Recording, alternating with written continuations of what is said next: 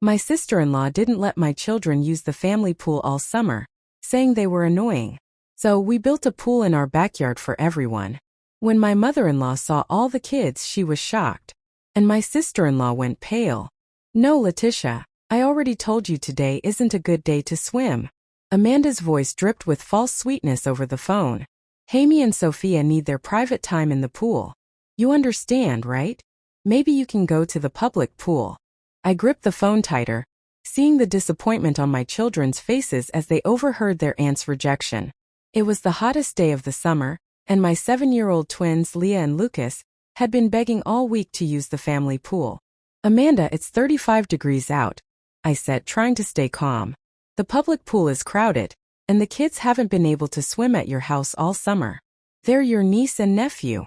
Well, if you had taught them to be quieter, maybe they could come more often. Jamie and Sophia need peace and quiet.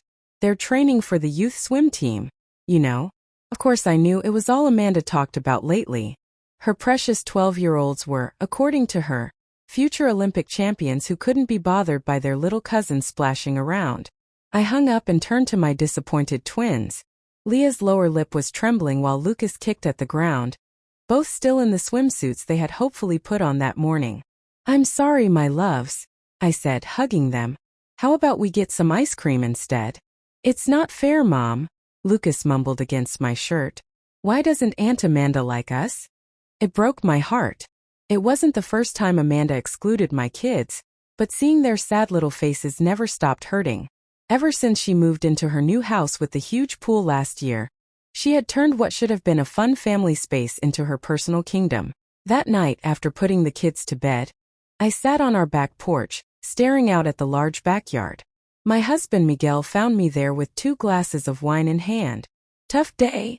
He asked, sitting beside me. Amanda turned us down again, I sighed, accepting the wine. I don't get it, Miguel. When did she become so exclusive? We all grew up swimming in that pool at your parents' house. Now she acts like it's a private club. Miguel took a thoughtful sip. You know, I've been thinking this yard is pretty big. I turned to look at him, raising an eyebrow. What are you suggesting? He smiled. Maybe I did a little research. Above-ground pools have come a long way. And with some construction we could do something really special. Not just for us but for other families too. I've noticed we're not the only ones Amanda's excluded. Remember Sarah from the corner house? Her kids aren't welcome either. Neither are the Thompson twins. I straightened, ideas starting to form. Are you saying what I think you're saying? A community pool. Nothing fancy, but a place where all the kids can swim safe, supervised, inclusive. I looked at our yard with fresh eyes. The space that had always seemed too big suddenly felt full of possibility. It'd be a lot of work. I've got some savings, Miguel said. And I bet if we reach out to other families, they'll want to help. We can create something truly special here, Lisa. Something that brings people together rather than tearing them apart. As we planned, sitting there, I felt my excitement growing. This could be more than a pool. Could be a statement about the type of community we wanted to build. The next few weeks were a whirlwind. We talked to neighbors, pitched the idea, and to our surprise, many were enthusiastic. A few even offered to chip in money or labor. Miguel called in some favors from friends in construction, and I managed logistics, permits, safety measures, scheduling. By the end of the month, we had a large above-ground pool installed, complete with a surrounding deck, a shaded area with lawn chairs, and even a little snack bar we stocked ourselves. We didn't charge admission, but we set up a donation jar. We made it clear that all kids were welcome, and parents could relax and enjoy a community space. The first weekend we opened, it was magical. Over 30 kids came.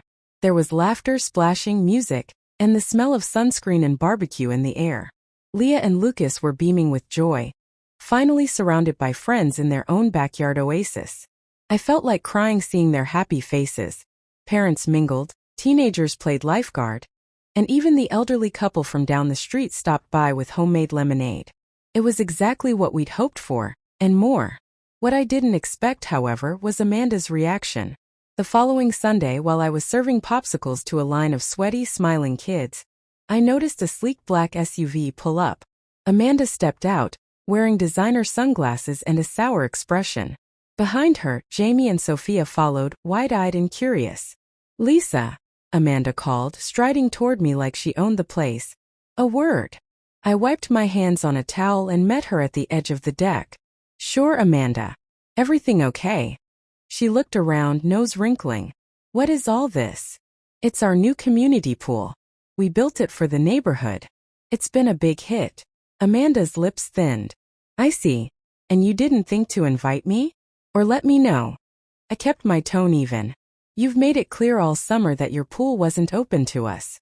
I assumed you wouldn't be interested. Her jaw tightened. Jamie and Sophia heard about it at school. They were upset you didn't invite them. I raised an eyebrow. They're welcome to swim just like everyone else. But you told me your pool time is private and for serious training. This is more casual fun. Amanda glanced at the kids playing Marco Polo in the pool. Jamie and Sophia looked longingly at them. Still, Amanda said, her voice sharp. It seems competitive. Like you're trying to upstage me. That made me laugh, actually laugh. Amanda, this isn't a competition. It's a community project. No one's charging entry, no one's handing out trophies. We just wanted our kids to have a place to swim without being told they're annoying. Her cheeks flushed. I have a reputation, Lisa. You know that. People expect certain standards from me. If you're going to create a public pool, there should be regulations, supervision, maybe even insurance. Have you thought of that? Miguel, who had been watching from a distance, stepped up beside me. We've got safety covered. Lifeguard shifts, signed waivers, first aid certified teens. And the city approved everything. We're good. Amanda looked at him, then back at me, clearly flustered. Well, just be careful. Things like this tend to spiral. We'll keep that in mind, I said, offering her a popsicle. She declined. Jamie and Sophia lingered for a moment, and I smiled at them. You two are welcome to swim. Anytime. They hesitated, glancing at their mother. But Amanda turned sharply and walked back to her car. The twins followed reluctantly. That night, as the sun set and kids trickled home, Miguel wrapped his arm around me. Think she'll come around? He asked. Eventually, I said. But honestly, even if she doesn't, this was worth it. I looked around at the still glimmering water, the scattered pool toys, and the sound of laughter still echoing in my mind. Totally worth it. Over the next few weeks, our backyard pool became the heart of the neighborhood. Kids came every day after school, parents volunteered to help supervise, and even local teens started offering free swim lessons to the younger ones. The snack bar became a little hub where parents swapped recipes and stories. It was beautiful. But of course, peace didn't last forever. One Friday evening, as I was preparing lemonade pitchers in the kitchen, I heard a commotion outside. Stepping onto the deck, I saw Amanda standing by the pool gate, arms crossed, lips pursed, speaking loudly at one of the volunteer teens who was manning the gate that day. I'm sorry, ma'am, but we're at capacity right now, the teen was saying politely. We can't let more swimmers in until a few leave. It's for safety. Amanda's voice was sharp. Do you know who I am? I'm Lisa's sister-in-law. My children should not have to wait in line like common strangers. I rushed down the steps to intervene. Amanda, hey. Everything okay? She turned to me with an expression of righteous indignation. Your little bouncer here won't let Jamie and Sophia in. I didn't drive all the way here to be told to wait. I offered a calm smile. We've had to cap attendance for safety. It's nothing personal, Amanda. When a few kids leave, yours are more than welcome. She scoffed. This is ridiculous. My pool never has these problems. I bit my tongue and stayed pleasant. Yes, well, this isn't a private pool. It's a community space. We have rules for everyone's safety. She stormed off, dragging her kids behind her. I thought that would be the end of it, but Amanda wasn't done. The next morning, I received an email from the local homeowners association. The same HOA Amanda just happened to be president of. The message was curt and formal. A notification that we were in violation of multiple neighborhood codes. Allegedly, our pool structure exceeded size limits, the snack bar counted as a commercial business, and the increased traffic was disturbing the peace. I sat in stunned silence, reading the list of violations. Miguel took the laptop, scanned the message and sighed. She's trying to shut us down. She can't be serious, I said, heart pounding. We got permits, we followed regulations. This is spiteful. Miguel nodded. Let's fight it. We've got documentation, support from neighbors. Let's not roll over. I agreed and we got to work. We gathered every signed permit, every email confirmation, every neighbor's letter of support. Parents who had been enjoying the pool wrote glowing statements about the benefits of the space. Even local teachers who had noticed positive changes in the kids offered support. We sent a formal rebuttal to the HOA CCing all board members. The next HOA meeting was packed. Dozens of parents and kids showed up to speak on our behalf. Amanda looked furious as one by one. Neighbors praised the pool, the safety measures, the way it brought the community together. Before this, one dad said, my son sat inside all day playing video games. Now he's outside social learning to swim. That's thanks to Lisa and Miguel. The board reviewed the evidence, listened to the testimonies, and finally ruled in our favor. The violations were deemed baseless. The pool could stay. Amanda stormed out of the meeting, red-faced and tight-lipped. That night, as we celebrated with popsicles and cannonballs, Jamie and Sophia showed up alone, towels in hand, hopeful looks on their faces. I walked over, smiling. Of course you can swim, I said before they even asked. They ran and joined the fun. The summer continued, and our backyard remained a joyful sanctuary for so many kids and families. Jamie and Sophia became regulars, always polite, always grateful. They'd help tidy up at the end of the day, and sometimes they even brought extra snacks to share. I never mentioned their mom's behavior, not to them, not to anyone. I figured they didn't need to carry that weight. Amanda, on the other hand, kept her distance. She didn't show up at the pool again, and at family gatherings she was cool but civil. I think the HOA meeting had humbled her, if only a little. By August, something unexpected started happening. People began asking us for advice on how to set up similar community spaces. One neighbor asked if we'd help them build a small reading nook and mini library in their front yard. Another wanted help with a community garden. Miguel and I realized that what we started wasn't just about water and kids, it was about connection.